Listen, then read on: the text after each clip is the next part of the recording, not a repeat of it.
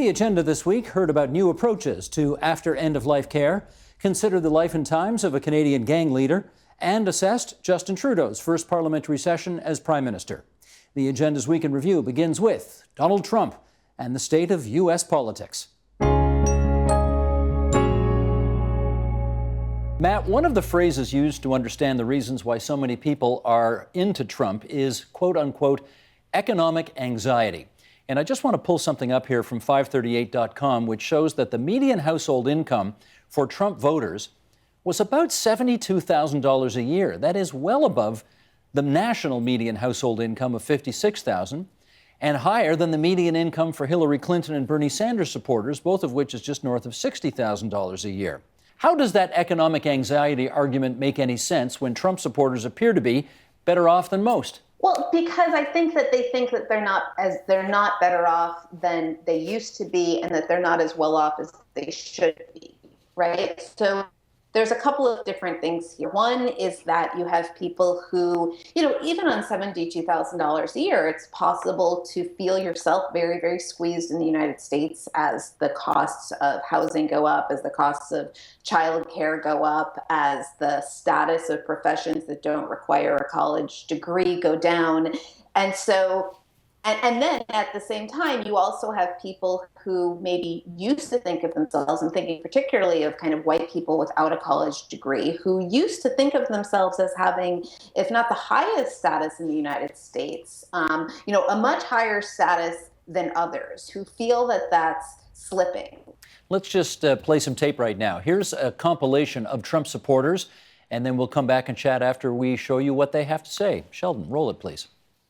He's not a politician. He's not used to having to practice, what to say. He speaks his mind like, a lot of people do, not like a politician would. My president comes on the TV and he lies to me. I know he's lying. He lies all the time. Look, friend. I don't believe any one of them, not one. I believe Donald. When he talks about especially immigration control and the border, he doesn't care what people think. He tells the truth, what we need to do. Somebody just needs to go in there and take control of this. I just think it's going rampant, and I'm worried about America, worried about our safety. They're getting in. They need to be stopped. Donald Trump is now saying Muslims should not be allowed to enter this country until the U.S. figures out what's going on. Do you agree with that? Yes, I do. Why? I don't want them here. Who knows what they're going to bring into this country? What, bombs? ISIS? What? They need to go. We need business, and I like his roughness, and little Reagan-esque comes to mind. It's just tough. We need someone tough. Molly, as you listen to those quotes, and you yourself having interviewed numerous Trump supporters during the course of the campaign, is there a recurring or common theme you see running through all of these comments?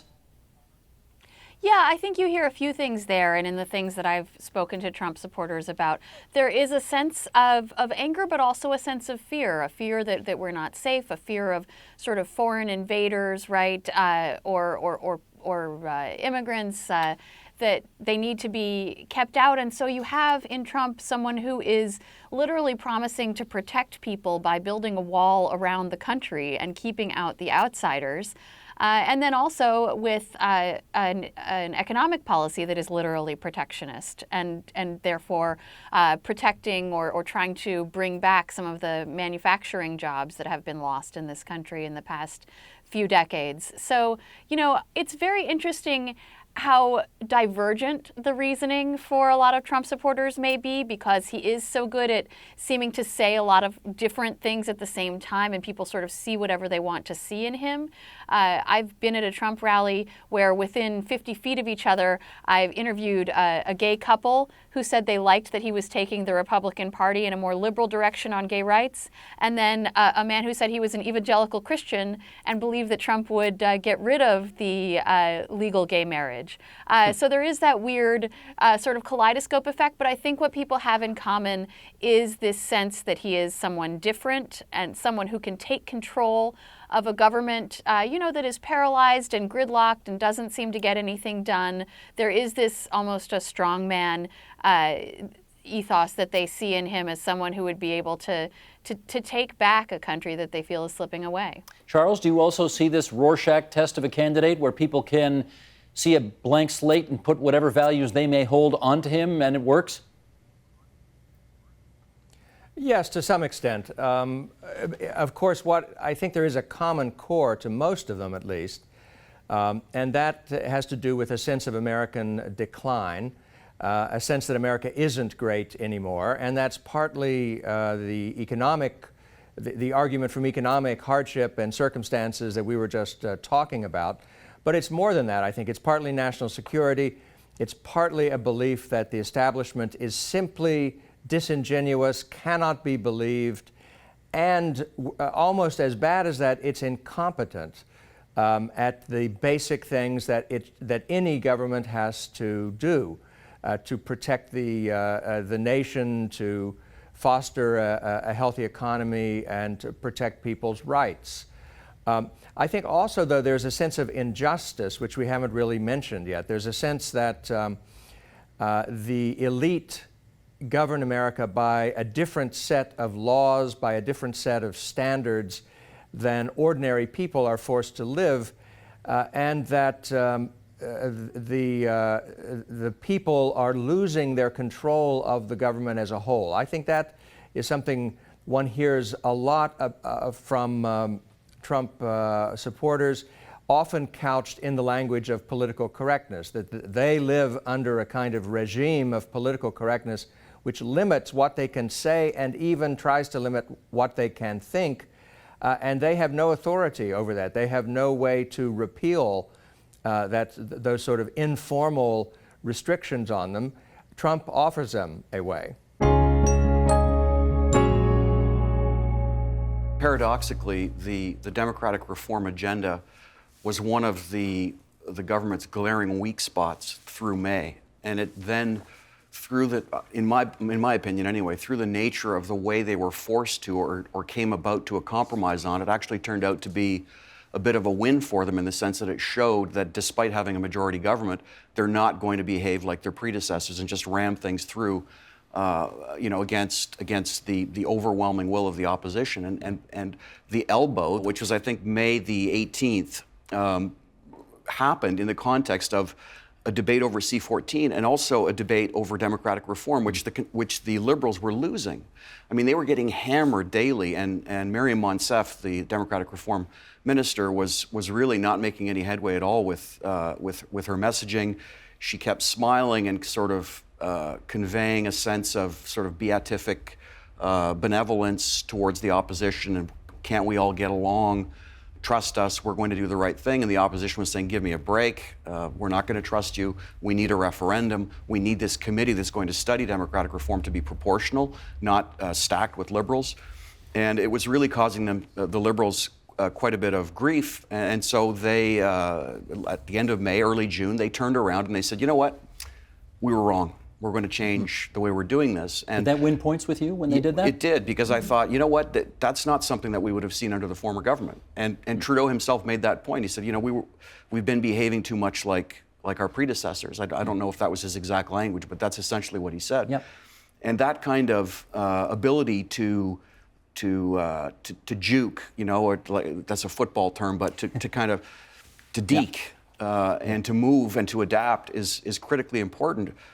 It's especially, I would argue, for a majority government. I would say, sorry, Jeffrey, go ahead. I want to say that I think this issue of electoral reform can be a very serious liability for the government, and I'll explain briefly why. It is asserted that it was central to the election campaign. It was not. I invite you to review the leaders' debates. It was barely mentioned. It is false to say that the New Democrats and the Liberals have any kind of agreement among themselves as to what should replace the first-past-the-post system. You mentioned at the beginning of our remarks some polls.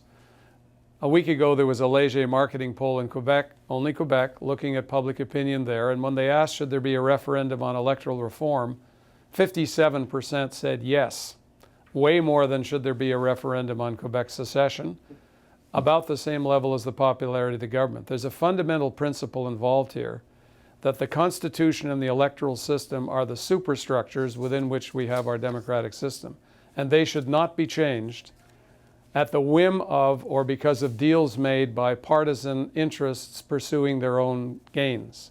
Only the people should decide whether we change the system. And if the Liberals continue with their New Democratic friends, and I'm not saying this as a conservative partisan, but rather as a matter of principle, because electoral change has been approved by referendums in other jurisdictions. So to argue, as the Prime Minister did, that if you put the matter to the people, they always vote for the status quo, is patently false on the historical record. So I think if you take the case to the public that you, Mr. and Mrs. Canadian, should have the ultimate say on this, you will beat the partisan interests of the political parties that oppose a referendum. What about a referendum after trying a new system? I think that a referendum is a yes or no question, and political scientists have been studied whether it's the right tool to do for like really deep, meaningful deliberation. And I think if you look at the evidence and the studies over time where citizens have been actively engaged, they have pointed to a proportional system. I like Nathan Cullen's idea. Why don't we try out the system and then have a referendum after? Because how do you reduce design of a new electoral system to a yes or no answer? Jeffrey, go ahead. Well, we do that in election campaigns. We say you vote for this party, that party, or this party. That's unfortunately the way the democratic system works. We don't live in a Greek polis anymore. And I don't think the Canadian public wants the question put to them to be determined by the partisan pursuit of gain, which is exactly what is happening now. The New Democratic Party wants, for its own reason, proportional representation. The Conservative Party, for its own reason, wants first past the post. And the Liberals, although they don't come out and say it, want preferential voting because they're the most popular second party in the country and they will gain from it. So what emerges from this, what was called sausage factory, if it's designed the way you want it, that is to say, let's have the system, let's put it in place for 10 years and then vote on it. That system will be the result of partisan manipulation and not the public's will. Death midwife or death doula? What do you do exactly? Well, I like to think of myself as a bit of a death educator. I don't use the term death midwife or death doula particularly, although many people do. I want to be in my community someone who helps people consider death, whether that's something that's approaching imminently because they know they have a terminal illness, or something that is more of a meta, larger concept, like you were introducing, we're all gonna die. So helping people consider what that means for their life and how they live, for their end of life. You enter the picture while people are still alive. Whenever people want to talk about it. So people might consult at any point along the way. I've had conversations with people prior to death. And then I would say my particular interest area, what I'm very excited about, is helping families understand that they can care for their loved ones after death at home. That can be done in a much more meaningful, environmentally friendly, inexpensive way than we often do it when we hire out that care to the funeral industry. I have to know more about that too. Families can care for their deceased family members at home. That's correct. So after someone dies, whether they die at home or in the hospital, wherever they die, it's a family's right in Ontario to bring the body home and provide any after-death care that's required at home, and then transport the body themselves to wherever you would be buried or cremated. Let's just follow up on that a bit. I mean, presumably there's a limit to what you can do at home afterwards, right? You can't cremate a body at home, I presume. That's correct. There are locations where you can bury if you had a property that made that possible, and that would be more rural properties. You could bury in your backyard in Hamilton, but it needs to go in the deed, and that's something that's possible in Ontario as well. But no, mostly I'm talking about after-death care of the body, which may be up to 3 days of keeping the body at home, cooled with ice perhaps, as a natural way of preserving the body for a short period prior to a funeral service that could happen in a church or mosque or temple, and then burial or cremation. Can you embalm at home? No, and you wouldn't. I would recommend not embalming anywhere. It's not legally required. There are very few instances where that would be necessary at all. What do you think about this as a sort of a burgeoning trend? What does it say about us? Well, I think that there's a lot to be said for what Rochelle is doing. And it reminds me of years and years and years ago when there were birth midwives and nobody people thought it was weird in this country to do that. The same thing now for death. People need to talk about death. They need to talk about what their wishes are, and that's why I wrote this book, A Good Death.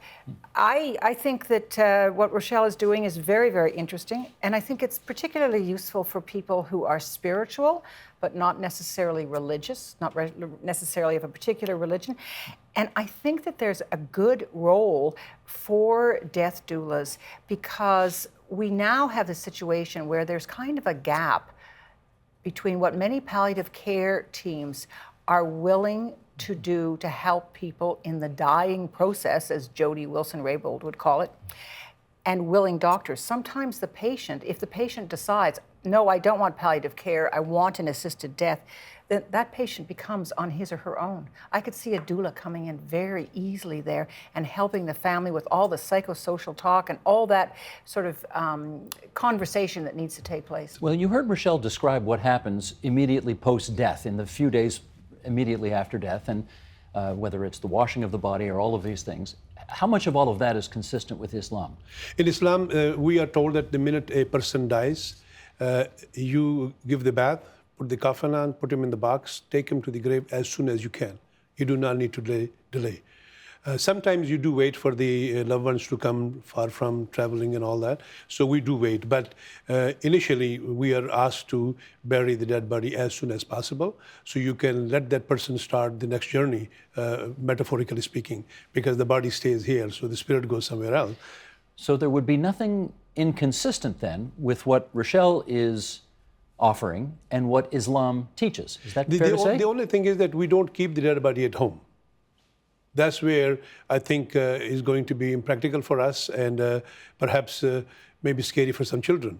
So we have learned through the history and our experience that it is a much more, comfortable way to take the dead body after offering the prayer, having people, following the coffin and praying and going to the graveyard and burying, and then learning that one day I'm going to be here, so I better be a good person.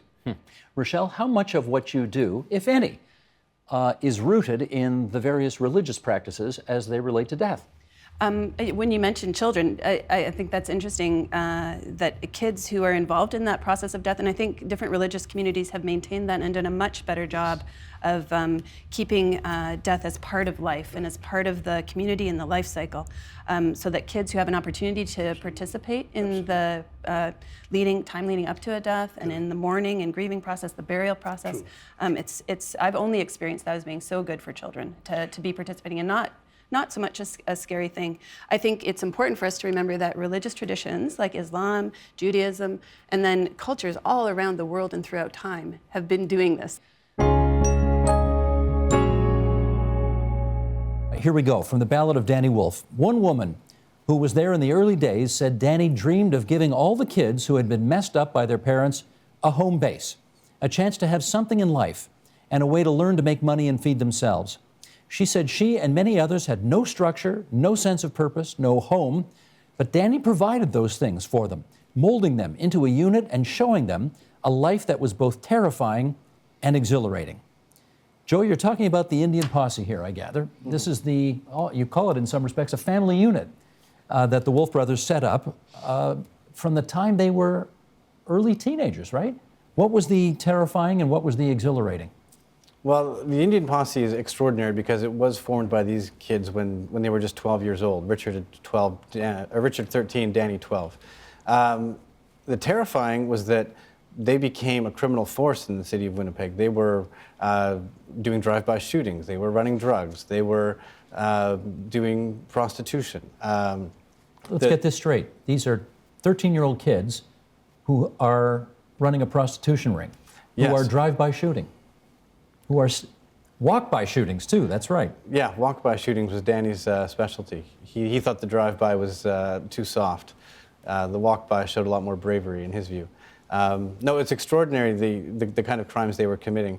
Armed robberies, you name it, they were getting into it at a very early age. And that was the terrifying. What was the exhilarating? The exhilarating, I think, for them was the feeling of power, of pride that they got in being part of something that was getting a lot of attention in the media as people grew more and more concerned about this kind of gang crime, and as the name Indian Posse started to become sort of renowned in the city. They felt like they were part of something bigger than themselves, and they took a lot of pride in that. Susan, I know you were sort of barely functional at this time. You had so many problems in your own life, but were you aware of the Indian Posse and the role that your two sons played in creating it? No, I wasn't aware of it. And when you found out what they were up to, was there anything you could do about it? No, there was nothing I could do about it because they were just out of control. Joe, in 1992, Winnipeg police say they knew of only one youth street gang. A year later, they could name 18. You're from Winnipeg. How did that happen? Gangs were kind of going through a moment in popular culture at the time where they became something that everyone was interested in. In music, there was the gangster rap movement that kind of, a lot of the topics they discussed revolved around street gangs. In movies, you had films like Boys in the Hood that sort of glorified the street gang life. And in Winnipeg, you had a population that particularly among Indigenous people, suffered from a great deal of entrenched poverty, that saw not much hope for themselves, I think, among the young people. And the street gangs became a way for them to act out and to rebel against the system. In spite of all of the criminal activity they were involved in, why did this Indian Posse almost resemble a family for them? Well, they were coming from families in many cases that were broken. And Danny's story, although it's remarkable for some of the tragedies that marked his early life, was not uncommon, unfortunately.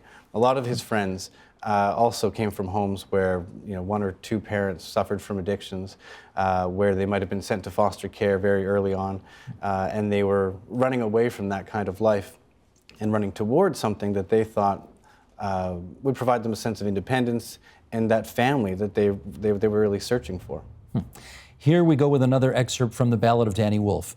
The Indian Posse represented a violent rejection of Canadian society at the same time as it emphasized native spirituality. However superficially, meetings, especially in prison, included smudging to cleanse the spirit.